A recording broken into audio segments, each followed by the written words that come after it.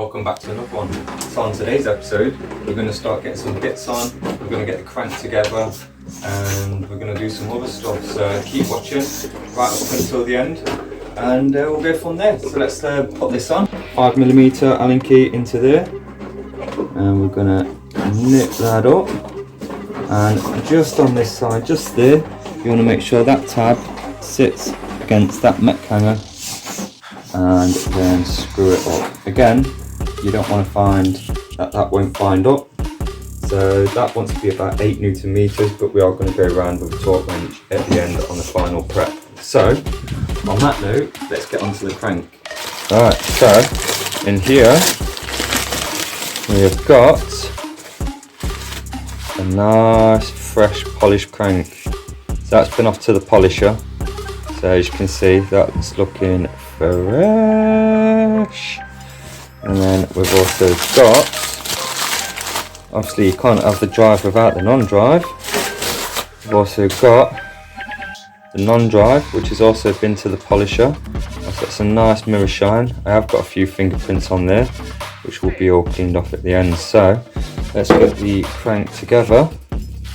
So I have got some fresh crank bolts and some fresh chainring bolts, because as you can see the old ones was all rusty and nasty and so on, so we have got fresh bolts to go in, and just been a bit tidy up. What I've done as well is I have put just a thin film of grease just around the outside of the actual crank bolt, but not on the inside, because obviously you don't want any grease on the inside of there. So let's start getting this all together. So on the back of here you have got a shallow crank bolt which will go just in that gap there. So what we need to do is we need to get that on there. And what I'm going to do on that is I'm just going to run just a tiny bit of grease on those tabs as well. That just stops any kind of creaking. There we go, just a bit. And a bit on the back as well. And for this next bit of putting on the cranks, I'm going to stop talking and I'm just going to let this speed run through, because all it is just me putting on the chainring bolts. So enjoy the speeded up version of this.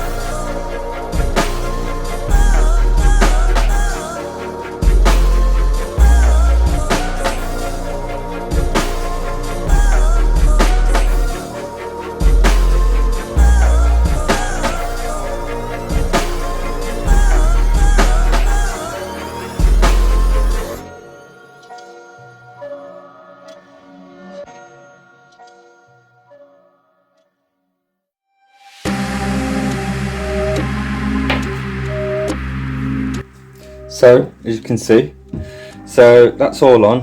As I was torquing up, I did do the torque of the actual crank bolts, steel bolts up to 10 Newton meters, and I also went opposite crisscrossing as well. Obviously the middle chainring is a black spy chainring. Now commonly on the triple chain sets you will find that the inner middle ring usually does have pickup teeth, so at some point this has been replaced, this middle chain ring on this crank. So the likelihood is you're going to spend your time in the middle and top chain ring anyway, so we will see how this works on the bike. Likelihood is you're not probably going to be running that granny ring. So to finish off this before we put it on the bike, as always, like to give everything a good spray down. So again, bit of silicone shine.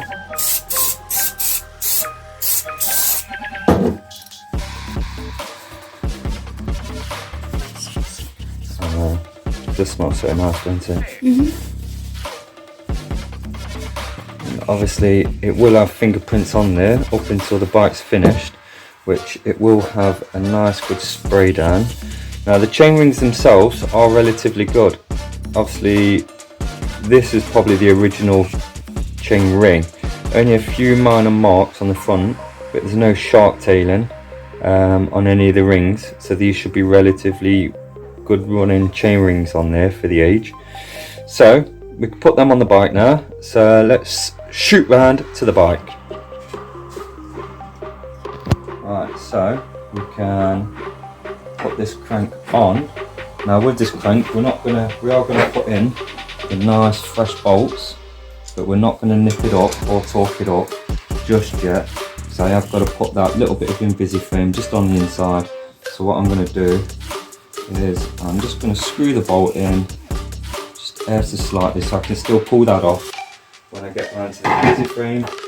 But for now I just want the actual cranks on there and out the way, just so I can work with it. And then that one I will nip up just a little bit more on there, because that one will get torqued up to 40 Newton meters as well.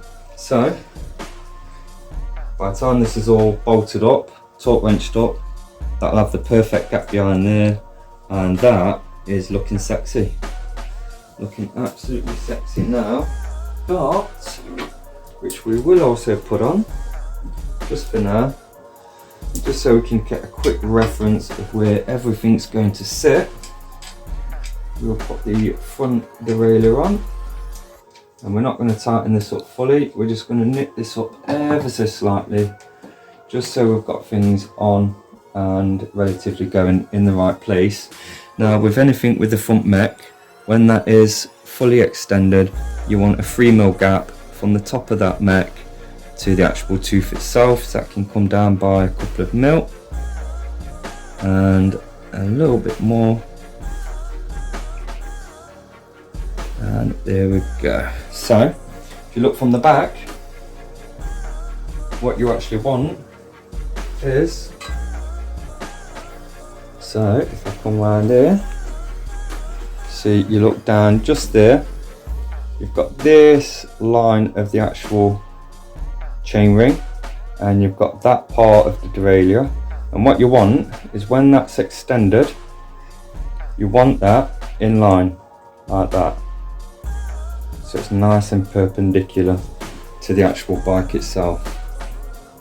So we'll nip that up just a smidge, just because we know that's relatively in and around the best place. As soon as I get that Invisiframe done, which I'll do over the next day or two, because I need to service the wheels and headset, get the headset back in and so on, I'll give everything a once over, one last polish and one last clean. So that is, no noise, silky smooth, silky smooth, silky smooth. So what we'll start doing next is we'll start pulling all these tyres off and so on. So these are the wheels. You've obviously got the Ritchie hubs on there, and so we'll pull these off for starters. So they're really nice X-Lite skewers as well, so we'll give them a polish up, bit of copper slip along the shaft. So yeah, we'll put them to a side. So let's pull off the cassette, because we don't want that on there no more. So to do that, you need a chain whip and you need a cassette tool. So chain whip time. So get it on the largest sprocket all the way around. We'll find that it will just sit in those teeth like that. There we are. And then if you do it 3 o'clock, well, from your point of view, it will be 3 o'clock, 9 o'clock. And then what you want to do is push down anti-clockwise. There we go, flick that off. And then that is a cassette. So the cassette just slides straight off. And you'll always find you've always got one spline smaller on a standard frill body on there. So for the age, that don't sound too bad, but the hub does feel a bit gritty, so it will need a bit of love and care in there. Dork disc, as requested by Joe, that doesn't want to be going back on, and you will find on there is just a spacer as well, so we'll clean that up, just like the others. We'll need that for the next one. So with anything, so we are going to be having new tyres and new winning tubes on this wheel as well, which we are going to do shortly. So join me back in a second when I've got both tyres off these wheels. See you in a minute. So everything's off. So everything. So the plan is for this is both wheels, as you can hear, they're not too bad, but we want that all nice and fresh. So we're going to get all these seals off on the next episode, give all this hub a clean up, pull all the axle out, and have a look at the bearings, have a look at the internal condition, give both hubs a service, and then we're going to give this rim a clean up as well, and then we can start putting on the new cassette, new tyres and everything. So join me on the next one. See you.